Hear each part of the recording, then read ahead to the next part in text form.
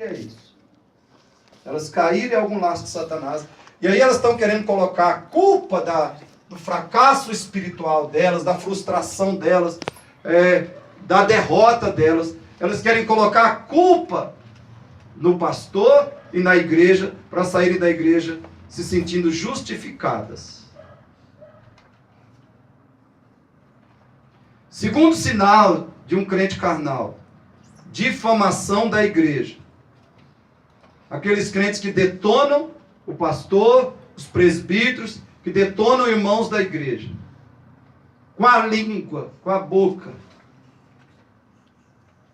É aquele crente que está insatisfeito, irado, frustrado com alguma coisa na igreja. Ele está insatisfeito, irado, frustrado. Então ele fala mal da igreja, fala mal da liderança da igreja. Fala mal para o marido, para a esposa, para o pai, para a mãe, para o filho, para o amigo. Até para o cabeleireiro.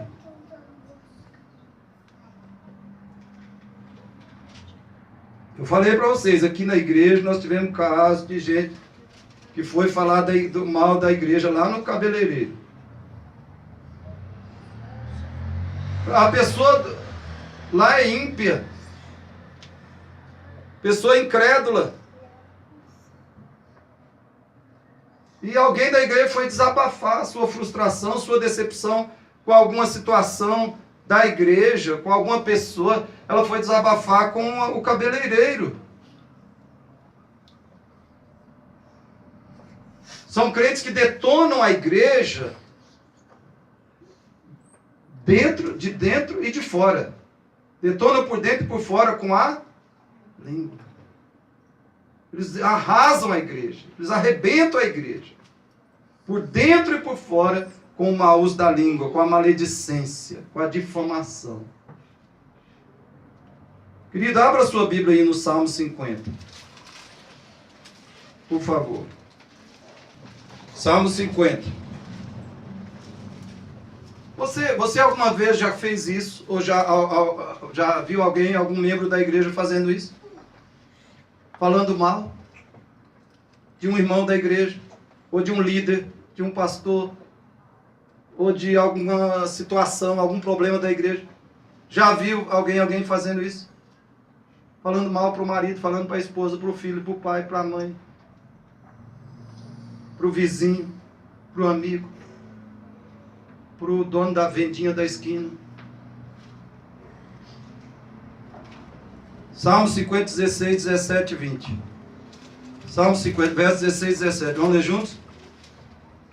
Quem faz isso é crente? Olha o que diz. Mas ao ímpio, diz Deus. Ao ímpio, diz Deus.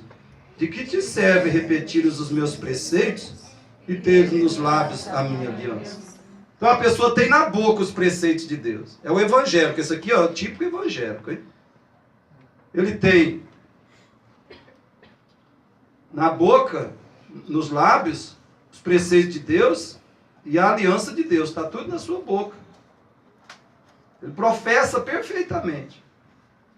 Conhece. Mas olha o 17. Uma vez que aborreces a disciplina e rejeitas as minhas palavras, de que te serve você dizer que ama, que valoriza, que a lei do Senhor, que a aliança do Senhor são preciosas, sendo que você aborrece a disciplina e rejeita as palavras de Deus na vida prática? Olha o verso 20. O que é que faz essa pessoa? Sentas-te para falar contra teu irmão e difamas o filho de tua mãe. Sentas-te para falar contra o teu irmão e difamas o filho de tua. Então, gente que é difamadora do próprio irmão em Cristo. Gente que fala mal, provoca má fama, destrói a imagem da igreja, dos pastores, de outros irmãos. Abra a Bíblia em Tiago 1,26. Juntos. Tiago 1,26, quem achou? Se alguém supõe ser religioso, e a palavra religioso aí está no sentido de verdadeiro cristão, se alguém supõe ser cristão verdadeiro, deixando de refrear a língua, antes enganando o próprio coração, a sua religião é vã. O crente verdadeiro, quando ele sente o impulso para falar algo que é mal, que vai detonar a vida dos outros, a imagem dos outros, o que ele faz? Ele engole. Ele refreia a sua língua. Cala-te, boca. Fica quietinho aí, minha língua. Ele põe a mão na boca, refreia a sua boca, para não falar mal dos irmãos. Aquele que não refreia a sua língua, supõe ser cristão bíblico, está enganando o próprio coração. E o seu cristianismo é inútil, é vão, não existe. Então o crente carnal ele tem esse hábito de difamar os irmãos. Será que algum de nós tem feito isso, tem vivido assim? Terceiro sinal do crente carnal, abra sua Bíblia aí em Mateus 18, 15 a 18. Podem ler bem forte, todos? Se teu irmão pecar contra ti, vai arguí-lo entre ti e ele só. Se ele te ouvir, ganhaste a teu irmão. Você tem um problema de relacionamento com algum irmão da igreja, e principalmente com seu marido e sua esposa, a quem você tem que recorrer? Em termos de ser humano, a quem você tem que ir? Com o próprio irmão com quem você tem o problema. Uma primeira conversa não resolveu, o que você tem que fazer depois? Os 3 testemunhas, toda palavra se estabelece. Se a pessoa não te ouvir, ou seja, se você não conseguir resolver o conflito, quebrar a barreira entre você e o irmão, se você não conseguir ficar em paz com o seu irmão, na primeira conversa, você leva uma ou 2 pessoas. Isso entre marido e esposa, entre irmãos de sangue dentro da própria casa, entre membros da igreja, entre colegas de trabalho. Você vai confrontar a pessoa, só você e ela. Se foi resolvido ali, ninguém precisa saber que vocês tiveram aquele conflito. Só Deus fica sabendo. E vocês. Depois, se não resolveu, você chama 1 ou 2 testemunhas. Pode ser 1 ou pode ser 2. E aí, se isso é no seio da igreja ou com seu marido e esposa, e o problema não foi resolvido, tem o terceiro passo. Qual é? 17. Leia. Se recusar ouvir também a igreja, considere-o como gentil e publicano. Então, se você tem um conflito com algum irmão, está magoado, está entristecido, está ferido, está ofendido com a pessoa, seja quem for, você vai conversar em particular, só você e ela. Não foi resolvido o problema, você leva mais 1 ou 2 irmãos. Se não foi resolvido ainda, você diz para o conselho da igreja. E o conselho da igreja vai chamar aquele irmão, aquela irmã, né? Aquele marido ou esposa, para tentarem resolver juntos o conflito, sanar o problema, dissipar a barreira, a ofensa que está acontecendo. E se uma das partes se recusa a se reconciliar, que aí é o processo da reconciliação, esse é o processo da reconciliação. Primeiro é só você e a pessoa, depois você, a pessoa e mais 1 ou 2 testemunhas, depois a liderança da igreja. Se a pessoa, uma das partes se recusa ao processo de reconciliação, é porque ele ou ela não é cristão. Tem que ser excluído da igreja, ou seja, considerado publicano e pecador. Alguém que não foi salvo ainda. Mas qual é o sinal do crente carnal? Compartilhamento de problemas relacionais com pessoas erradas. Entendeu? compartilhamento de problemas relacionais com pessoas erradas. Muitas vezes isso provoca, se não todas as vezes, isso gera 3 tipos de pecados. Primeiro, a maledicência. Você já está indo difamar a pessoa que te feriu, que te ofendeu, a pessoa da qual você está com raiva, você está indo difamar ela para uma terceira pessoa.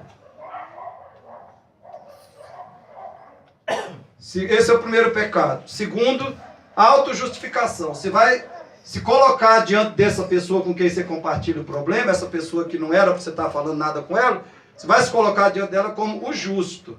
Aquele que não errou, não falhou, não pecou, ou que pelo menos é a vítima, né? Não, eu falhei sim, mas olha, o crime mesmo não foi meu, o crime foi dela. Quem matou, roubou, estuprou foi ela, não fui eu. Então você vai se auto-justificar, você vai colocar como justo e o outro como injusto. Então o terceiro pecado vai ser o pecado da injustiça, né? Porque é claro, o Alex, se o William compartilhar um problema com o Alex ali, entre eles, né, os dois são cúmplices. O William só foi compartilhar com o Alex porque o William confiou no Alex, que o Alex não ia contar para ninguém. Fica o William como justo e aquela pessoa de quem o William falou, ela fica injustiçada, porque ela não tem oportunidade de se defender. Você gostaria que fizesse isso com você? Quem aqui gostaria? Se alguém te acusasse de alguma coisa, você gostaria de ter a oportunidade de se defender ou não? Seria injustiça você não poder se defender ou não seria? Uma tremenda injustiça.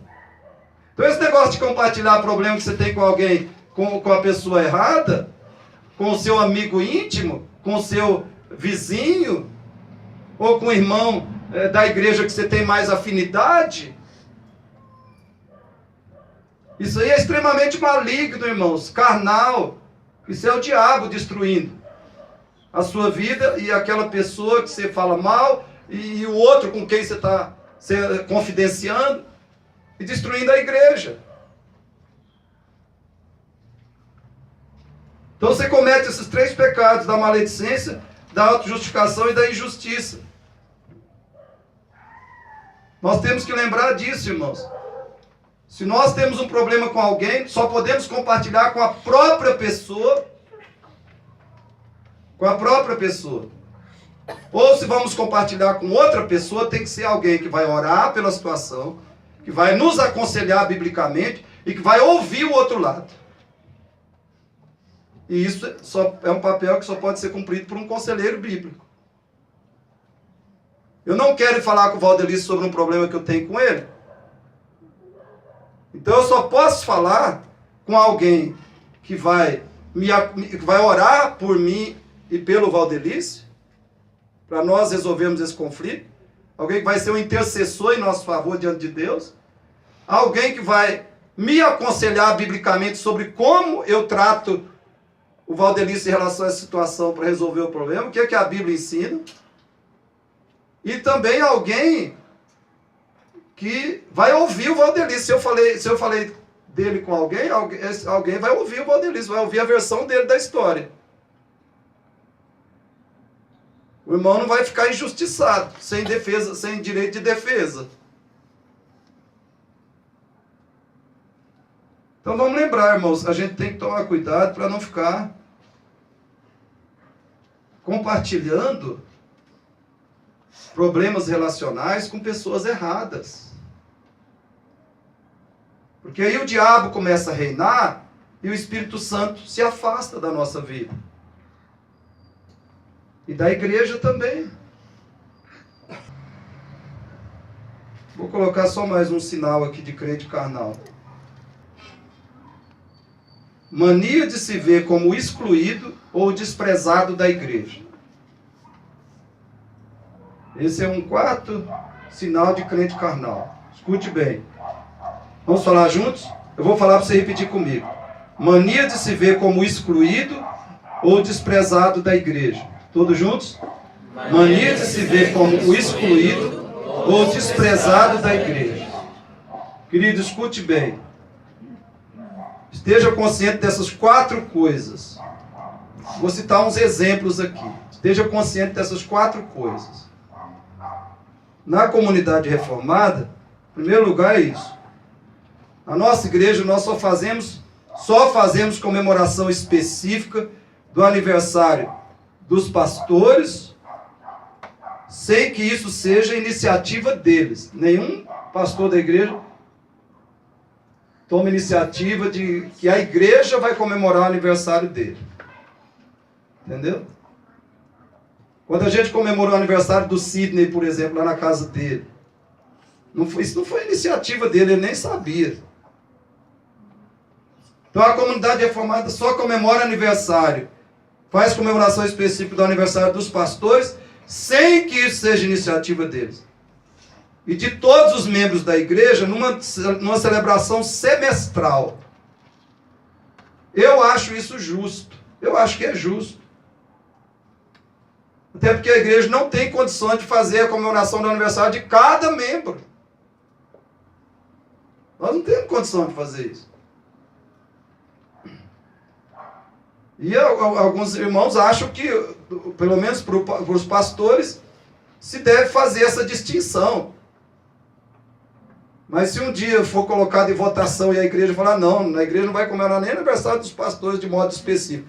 Então aí nós não vamos comemorar nem aniversário de pastor. Cada um vai receber só os parabéns e pronto. Você acha que é injusto a igreja comemorar o aniversário do pastor Roberto, do Sidney e do Willer, fazer uma comemoração simples, como sempre é feita, específica? Ninguém nem solicita que você leve presente, só fala, ó, você leva um presente se você quiser e se você puder. Senão vai só comer o bolo mesmo. Ninguém nem exige que você dê presente para nenhum pastor. Os irmãos dão porque amam, Deus toca no coração. Dão porque querem dar presente. Então, comemoração específica de aniversário na nossa igreja, a não ser que haja iniciativa de outros irmãos, a gente só faz dos pastores e sem iniciativa deles. E de todos os membros nessa comemoração, nessa celebração semestral dos aniversariantes do semestre. Eu não acho isso errado e nem injusto, nem pecaminoso. Acho que é uma forma da gente comemorar os aniversários de todos os irmãos. De alguma forma. E a gente decidiu que cada membro da igreja vai receber pelo menos um presente. Nem que seja nesse dia aí da comemoração semestral, você vai receber um presente. De outro irmão da igreja. Segunda coisa, então não reclame se o seu aniversário não teve assim uma comemoração diferente, específica, destacada dos outros. Segunda coisa, na nossa igreja, ninguém tem dinheiro para dar presente para todo mundo. Você tem, Érica? Estamos economizando. O Marcelo aí, ó. Marcelo e Érica está aí, né? Tira o dízimo. Pega uma ofertinha, o resto vai lá e enfia na casa. Então você tem que lembrar, ninguém tem dinheiro para dar aniversário, para dar presente para todos os aniversariantes.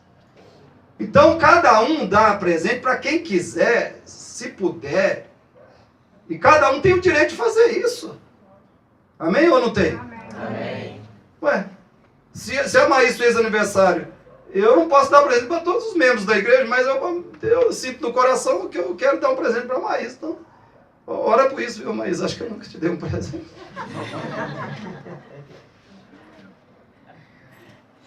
Todo ano eu dou presente para alguns irmãos. Mas eu não tenho condição de dar presente para todos os irmãos. A Érica ganhou um livrinho lá, né, Érica? De R$5. Mas foi ruim ou foi bom? Foi o melhor presente, ó. Muito bom. Né? Mas na próxima eu dou outra coisa. Então, cada um tem direito de dar presente para quem quiser, e ninguém tem direito de reclamar porque não ganhou um presente, irmão. Se o Alex quer, no aniversário do Marcelo, o Alex dá um presente, Marcelo, o Alex dá. E a Edneia não tem direito de reclamar porque ela não ganhou o presente do Alex. O Alex está me discriminando. O Alex está me desprezando. O Alex está, não sei não. Deu presente para o Marcelo, deu um presente para mim. Eu vi ele dando um perfumão lá. Ninguém tem direito de dinheiro para dar presente para todo mundo. Então cada um dá presente para quem quiser, se quiser também. Se tiver dinheiro, se não der, ninguém tem direito de reclamar. Ora para alguém dar presente para você. Deus pode levantar os presenteadores para você. Em vez de você murmurar e de julgar, né? Ficar julgando.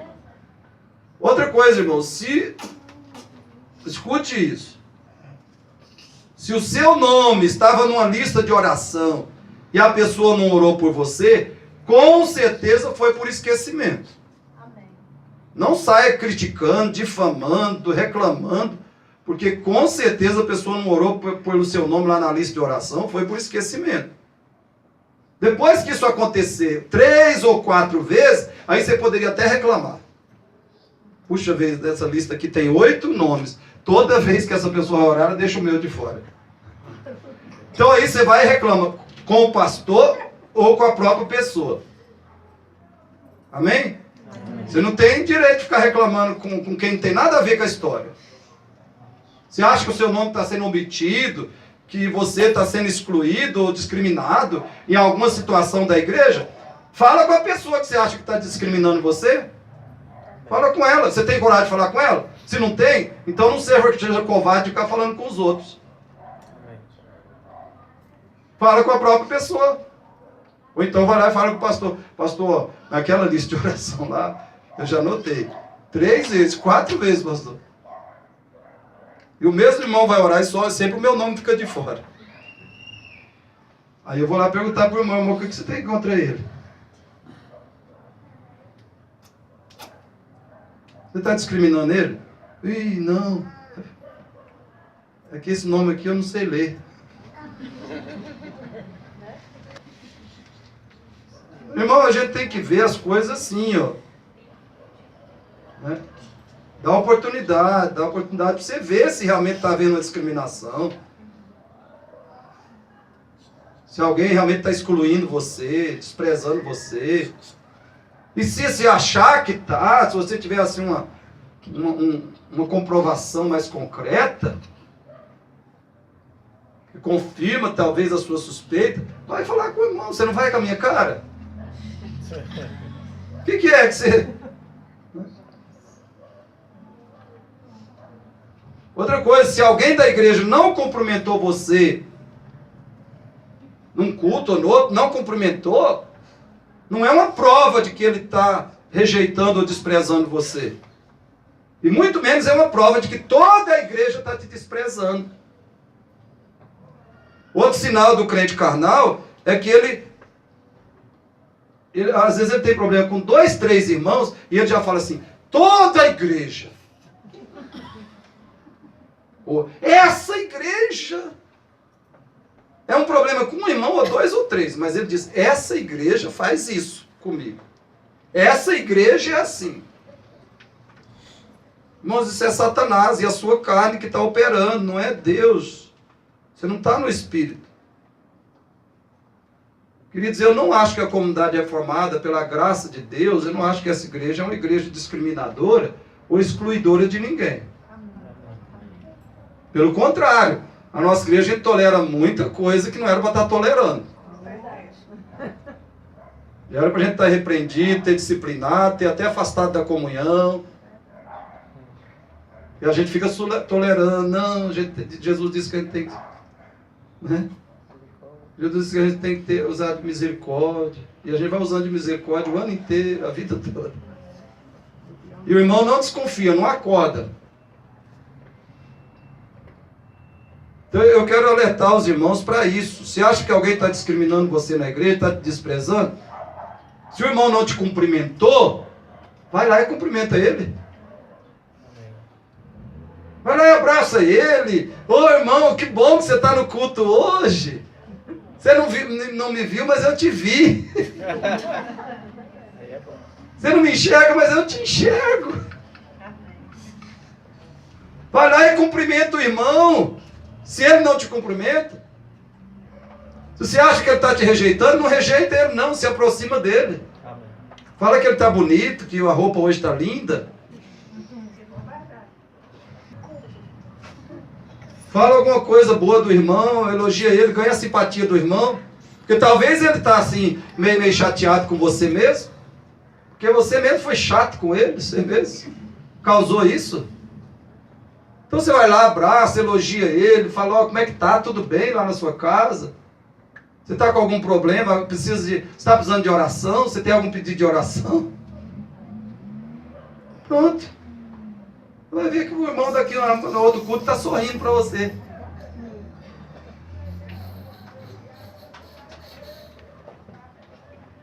E no último caso, pergunta para ele se ele não vai com a sua cara. Por que ele está te desprezando?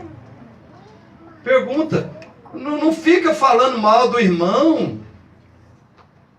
E muito menos dizendo que toda a igreja está desprezando você. Porque isso, irmãos, é um pecado de falso julgamento. É um dos pecados. Falso julgamento. Às vezes o irmão não está bem hoje. Todo mundo tem aflição. Não é? Todo mundo tem angústia. Todo mundo tem problema. Tem dor. E às vezes o irmão passou por você e não te cumprimentou. Né? É porque ele está com problema. Não é problema com você. Está problema com ele mesmo. Você fica falando que ele está te desprezando, está te discriminando, está te rejeitando. A gente tem que parar com isso, irmãos. Gálatas 5, 24. Podem ler de novo, bem forte. Os que são de Cristo Jesus crucificaram a carne com as suas paixões e concupiscências. Não sabe o que significa esse versículo? Quem é de Cristo, escute bem. Sabe o que significa esse versículo, irmão? Quem é de Cristo decidiu não pensar, falar e agir na carne. Amém. Os que são de Cristo crucificaram a carne. Ou seja, se você é de Cristo, você decidiu não pensar, falar e agir na carne. Você crucificou a carne está em você. Mas você decidiu que ela vai morrer e tá aí, cada dia vai morrer mais. Você não vai satisfazer a sua carne. Você não vai se deixar levar pelos desejos, os apetites da sua carne. Quem está em Cristo, a cada dia está assassinando os sentimentos e os impulsos da carne. É isso que é crucificar a carne. Você decidiu viver cada dia assassinando, matando os sentimentos e os impulsos da carne. Não deixar ela se manifestar em você. Os que são de Cristo crucificaram a carne. Eu não vou pensar, eu não vou falar, eu não vou agir movido pela minha carne.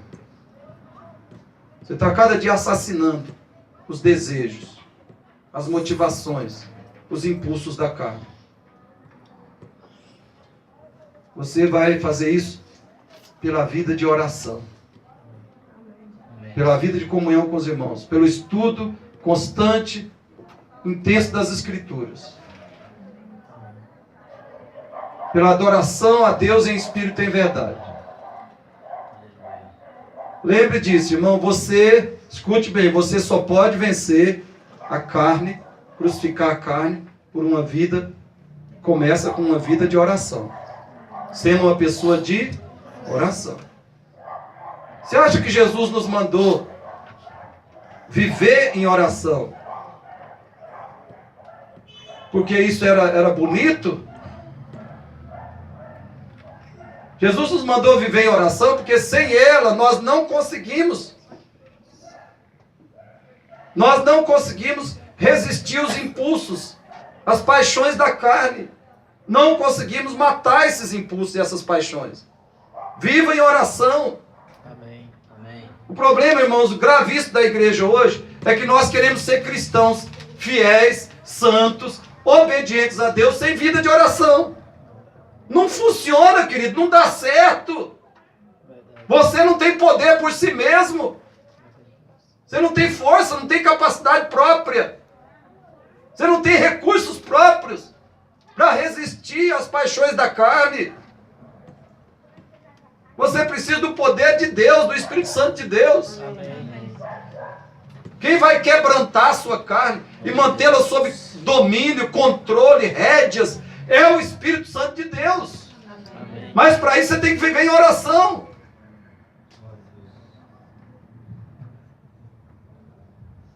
Eu espero que você já tenha decidido ser um crente, uma pessoa, um cristão de oração. Também para não ser um cristão carnal. Para não continuar sendo um crente carnal.